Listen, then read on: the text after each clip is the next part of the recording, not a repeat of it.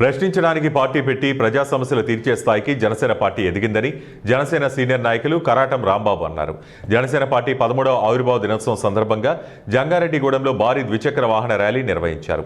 స్థానిక Ramachandrapuram water tank వద్ద జనసేన నాయకులు కార్యకర్తల మధ్య కేకును కట్ చేసి సంబరాలు జరుపుకున్నారు. అక్కడ నుంచి పట్టణ పురవీధిలో ద్విచక్ర వాహనాల ర్యాలీని నిర్వహించుకుంటూ సందడి చేశారు. అనంతరం పలువురు నేతలు మాట్లాడుతూ జనసేన, టీడీపీ, బీజేపీ కూటమి ప్రభుత్వంగా ఏర్పడినప్పటి నుండి రాష్ట్రంలో అనేక అభివృద్ధి కార్యక్రమాలు జరిగాయన్నారు. పవన్ కళ్యాణ్ మంత్రిగా ఉన్న పంచాయతీ మరియు గ్రామీణాభివృద్ధి ఆధ్వర్యంలో గ్రామీణ ప్రాంతాల నుండి పట్టణ ప్రాంతాల వరకు రహదారి నిర్మాణాలను చేపట్టి మార్గాలను సులభతరం చేశారన్నారు.